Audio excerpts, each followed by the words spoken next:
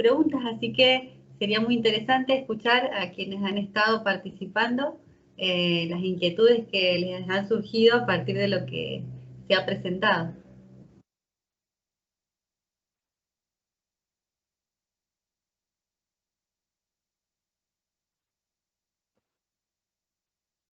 Mientras... Sí, Lili, adelante. Como para ubicar en las carreras, nosotros acá tenemos un ciclo básico y un ciclo clínico. Quería saber si las carreras, como están distribuidas en sus universidades, también tienen esa misma distribución. No estoy segura de haber entendido bien. Decías, Liliana, que tus carreras tenían un ciclo básico y un ciclo de práctico clínico, y un poco la pregunta era ¿dónde implementar estas actividades?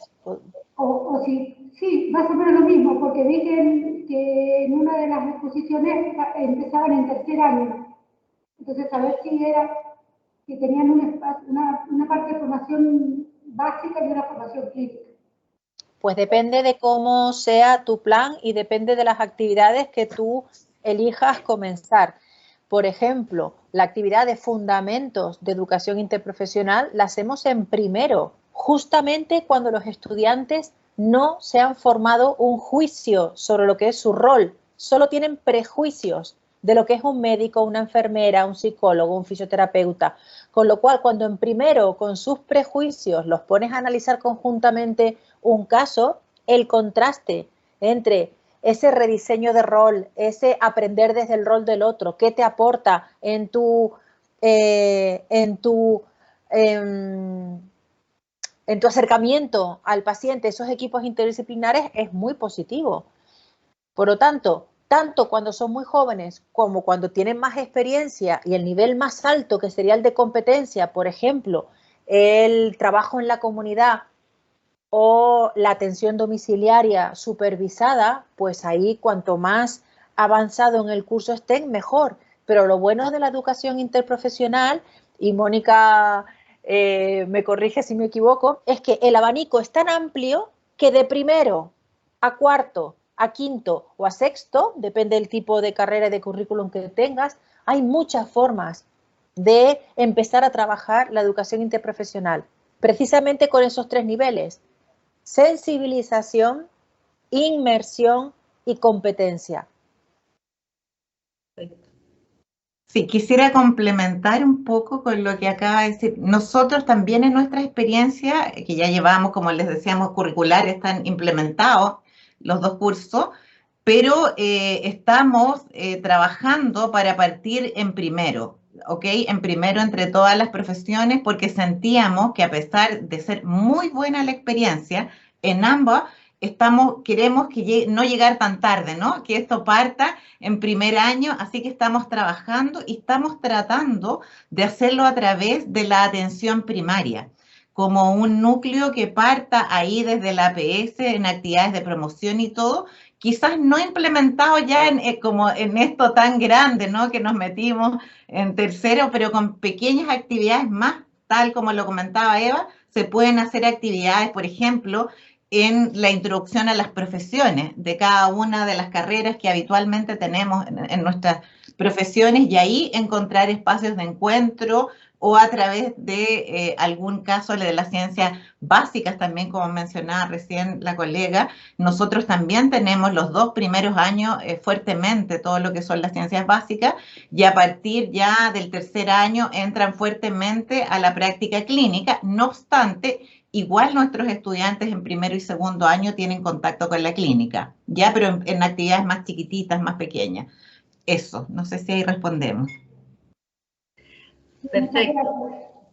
Hay una pregunta de Claudia Perinetti en el chat que dice, le pregunta a Mónica, ¿cuánto tiempo tardaron en implementar el trabajo de educación interprofesional, sobre todo por la formación y preparación del equipo docente? Yo creo que entre que se forma, bueno, yo creo que es un camino, ¿ah? Porque ¿qué pasa? Que muchos profesores se van, a ver, nosotros no tenemos profesores a los cuales se contraten para trabajar en educación interprofesional.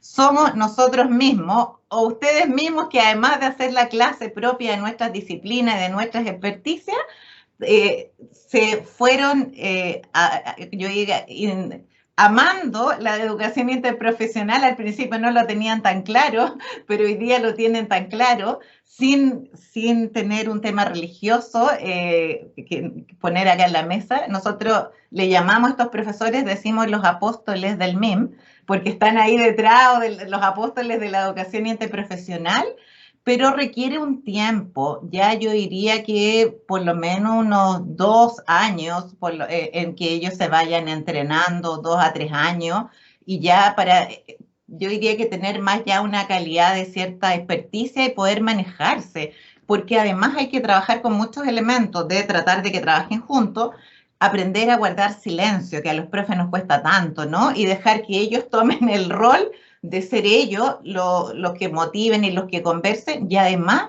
cuando estás en la comunidad, ustedes saben qué pasa en el trabajo comunitario, en el territorio, a veces no llega la comunidad, no llega presente, la actividad tuvo que cambiar, por lo tanto el profesor además tiene que tener habilidades de trabajo con la incertidumbre, de poder flexibilizar la actividad, de poder cambiar la actividad y mantener motivados a los estudiantes, porque ese es el tema.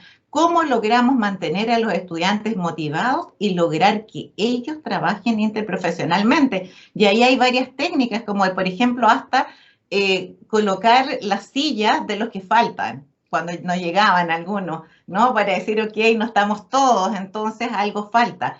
Pero por lo menos diría que el acompañamiento, por lo menos unos 2 o 3 años, es lograr estabilizar al grupo, y eso requiere estar además que quienes lideran el equipo coordinador estar acompañando, llamar a estos profesores, acompañarlos, preguntarles qué necesitan, porque a veces sienten que son expertos, son doctores, postdoctores en una disciplina, pero el tema de trabajar en estas habilidades a veces les cuesta más y hay que estar ahí acompañándolos hasta que ya se logra desarrollar bien.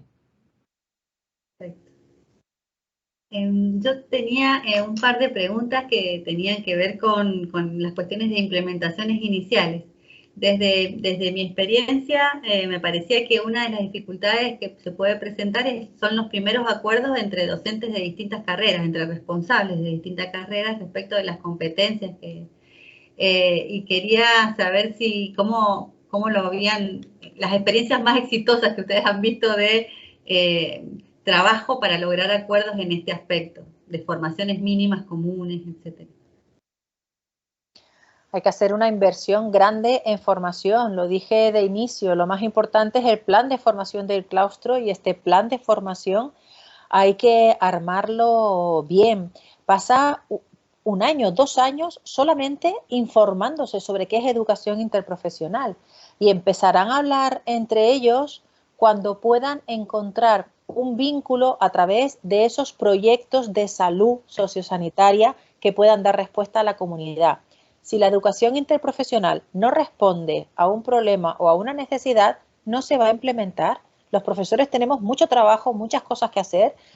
Los que somos sanitarios a medio camino entre la academia y entre la profesión. Entonces, o esto responde a una, fíjate lo que te voy a decir, o bien a una decisión institucional, y aquí el rector, los decanos dicen, vamos a apostar por esto. O esto es diferente cuando se hace en una universidad privada, en una universidad pública, también lo tengo que decir. O que realmente miren a la sociedad, por eso hablo siempre de la comunidad más cercana a la universidad. ¿Qué ocurre en el entorno de la ciudad, de la zona donde está la universidad? ¿Qué problemas sociosanitarios de salud hay que se podría responder desde una práctica colaborativa? Hay que hacer un estudio exhaustivo de cómo funcionan o no funcionan los equipos de salud en su comunidad. Porque si no hay un problema, no hace falta incorporar la educación interprofesional. Si médicos, enfermeros, psicólogos, fisioterapeutas, yo qué sé, farmacéuticos, si todos aportan a la comunidad una práctica colaborativa, es maravilloso. Por favor, díganme lo que me voy a vivir ahí. Pero si realmente estas profesiones sanitarias no trabajan con el paciente en el centro, sino que el paciente va dando botes de un profesional a otro, llevando el papelito que le ha dado el anterior, a ver si se puede reconstruir o afrontar de una manera más eficiente su situación, entonces necesitamos mucha educación interprofesional en nuestros estudiantes de salud. Exacto, gracias. Pero ese trabajo lo tienen que hacer los profesores y los sanitarios. ¿Qué problema de salud tenemos en nuestro entorno para que la práctica colaborativa de la educación interprofesional sea una solución? Completamente de acuerdo con Eva, absolutamente de acuerdo. Y bueno, idealmente si esto existe a nivel del ministerio en los distintos países y que es mucho más fácil como existe en Brasil, como existe en Colombia. En Chile no, nosotros hemos tratado ahí, todavía nos falta avanzar, no ha sido una prioridad, esperamos que en el futuro sí lo sea. Mira, un punto central para nosotros es que sea muy colaborativo y muy participativo entre las profesiones para lograr establecer eso. Nosotros trabajamos sobre las competencias transversales que existían en la facultad y invitamos a todos. Entonces, habían representaciones, además de cada uno de las profesiones, de cada uno de los estudiantes y dialogar mucho. A veces uno quisiera que fuera más rápido y esto es el camino más lento, pero es el que más hace sentido. Ustedes ya tienen que conocer como docente que todo aquello que uno a veces impone porque quiere trabajar mucho y no participa colaborativamente, genera resistencia, entonces no se suman. Entonces, estos procesos a veces pueden ser un poquito más largos, pero finalmente terminan con mejores resultados y además que sería como la antítesis, ¿no? Proponer competencias de interprofesionalidad sin que participaran todos los profesiones o los involucrados en este proceso. Excelente. Muchísimas gracias. Zulma. ¿Qué tal? Buenas tardes. Bueno, muchísimas gracias por las presentaciones, muy buenas. Mientras las escuchaba, todo el tiempo me resultaba familiar, pero con otro concepto que estamos trabajando, que es lo transdisciplinar, ¿no? O sea, como este recorrido de lo multi-inter, y como un nuevo concepto que intenta instalarse en los últimos 20 años, por lo menos en el enfoque sobre todo de investigación, que es la transdisciplina, ¿no? Respondiendo a esto de lo transsectorial y la traslocación o traslación de conocimiento. O sea, me resultó, casi diría lo mismo, lo que ustedes planteaban, no veía, trataba de identificar diferencias, solo la palabra es lo que cambia. Bueno, si tienen algún comentario respecto a eso, si es que han trabajado o conocen este enfoque transdisciplinar en lugar de inter.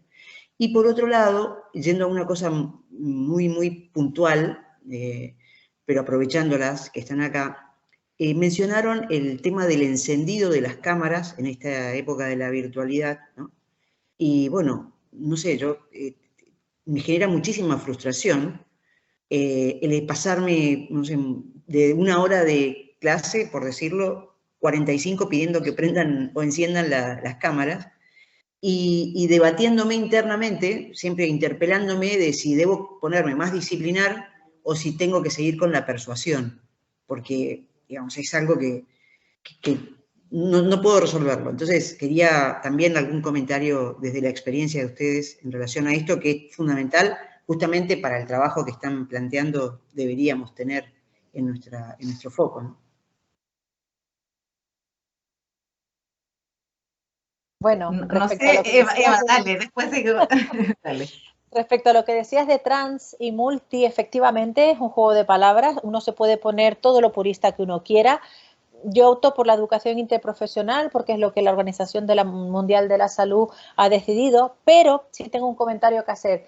En muchas ocasiones lo multidisciplinar sale de la Facultad de Salud y se pueden hacer cosas muy interesantes con otras facultades como de Ciencias Sociales, por ejemplo, un plan de comunicación para prevención en salud dental en niños, por ejemplo, y tienes la Facultad de Ciencias Sociales y de Odontología trabajando juntos, o arquitectura y medicina en un proyecto muy bonito de humanización de la asistencia sanitaria con la humanización de los espacios de salud.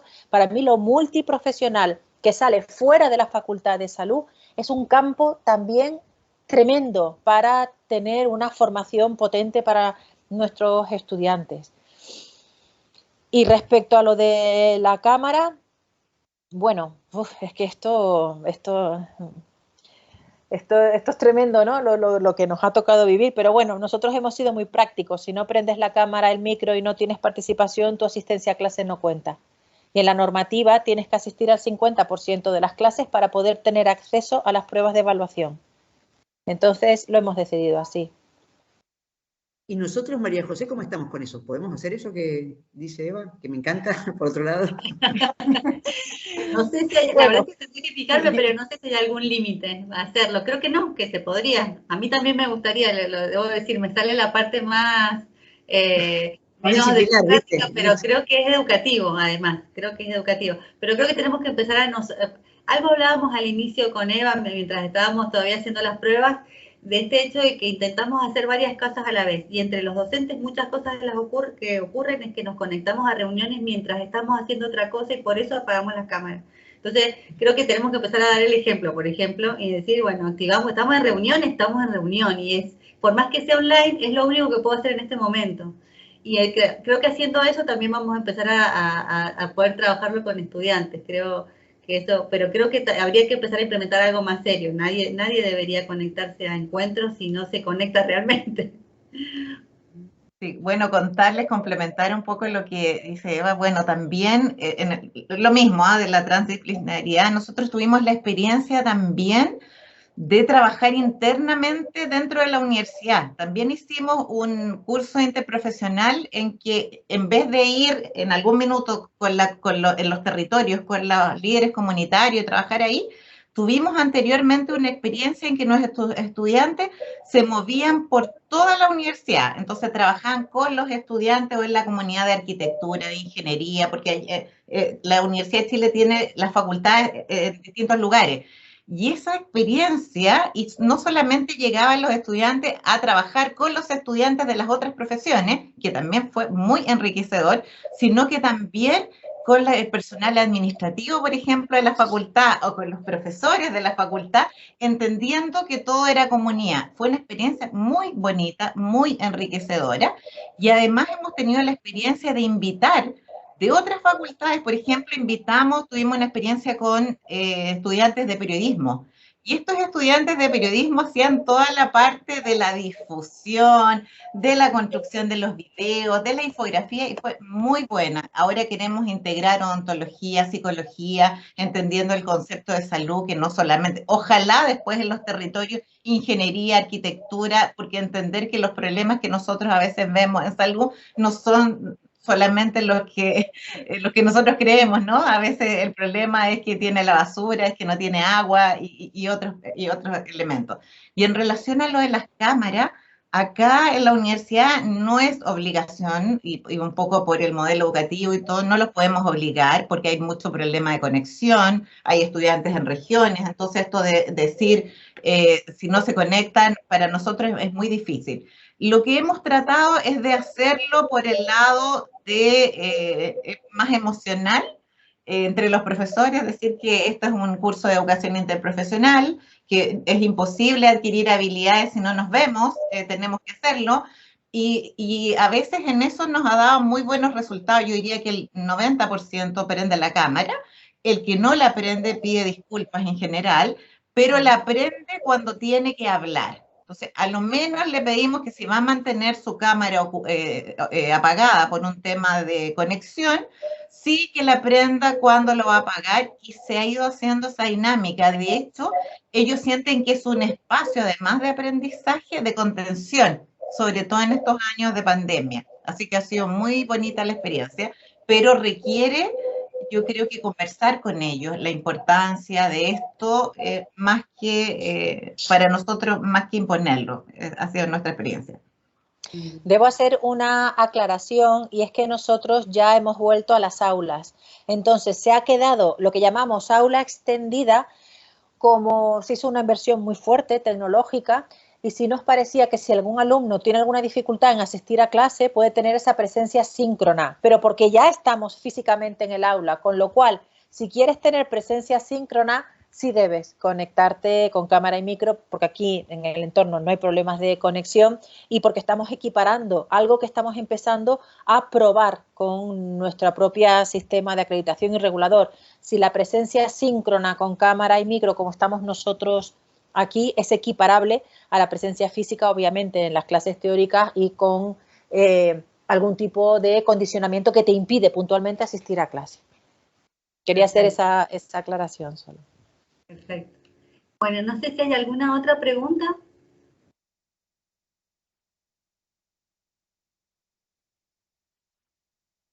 Bueno, parecería que estamos. Seguramente para nosotros es el primer contacto con la temática realmente, así que ha sido toda la información nueva.